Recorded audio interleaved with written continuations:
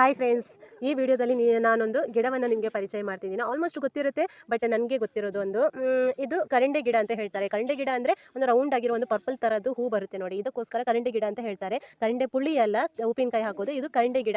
ಇದು ನಾವು ಗದ್ದೆ ಎಲ್ಲ ಆದಮೇಲೆ ಅಂದರೆ ನಾಟಿ ಎಲ್ಲ ಮಾಡ್ತೀವಿ ನೋಡಿ, ಭತ್ತ ಎಲ್ಲ ಆದ ನಂತರ ಇದು ತಾನಾಗಿ ಬೆಳೆಯುವಂಥದ್ದು. ಗದ್ದೆಯಲ್ಲೆಲ್ಲ ಫುಲ್ಲು ಬೆಳೆಯುತ್ತೆ ನೋಡಿ, ಈ ತುಂಬೆ ಗಿಡ, ಆನಂತರ ಈ ಕರಂಡೆ ಗಿಡ ಎಲ್ಲ ತಾನಾಗಿ ಬೆಳೆಯುವಂಥದ್ದು.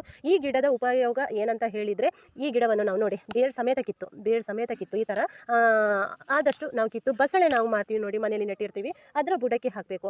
ಅಂದರೆ ಇದರ ಉಪಯೋಗ ಬಂದು ಬಸಳೆಗೆ ಇದು ಒಂದು ಉತ್ತಮವಾದ ಗೊಬ್ಬರ ಅಂತ ಹೇಳ್ಬೋದು.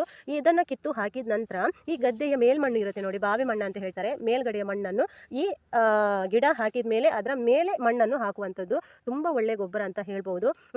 ನೀವು ಎಲ್ಲಾದರೂ ಸಿಕ್ಕರೆ ಈ ಗದ್ದೆಯಲ್ಲಿ ಆಲ್ಮೋಸ್ಟ್ ಎಲ್ಲ ಕಡೆ ಇರುತ್ತೆ, ನೀವು ಕೂಡ ನೋಡಿ, ಕರೆಕ್ಟಾಗಿ ನೋಡಿ, ಕರಂಡೆ ಗಿಡ. ಇದನ್ನು ನೀವು ತೆಗೆದ್ಬಿಟ್ಟು ಬಸಳೆಯ ಬುಡಕ್ಕೆ ಹಾಕ್ಬೋದು. ನಿಮ್ಮ ಕಡೆ ಏನು ಹೆಸರಿಂದ ಅಥವಾ ಬೇರೆ ಬೇರೆ ಹೆಸರಿಂದ ಕೂಡ ಕರಿಬೋದು, ಬೇರೆ ಯಾವ ಹೆಸರಿಂದ ಕರೀತಾರೆ, ಆನಂತರ ಇದು ಬೇರೆ ಯಾವುದಕ್ಕೆ ಉಪಯೋಗ ಇದೆ ಅಂತ ನಿಮ್ಗೆ ಗೊತ್ತಿದ್ರೆ ಕಮೆಂಟ್ ಮಾಡಿ. Thank you.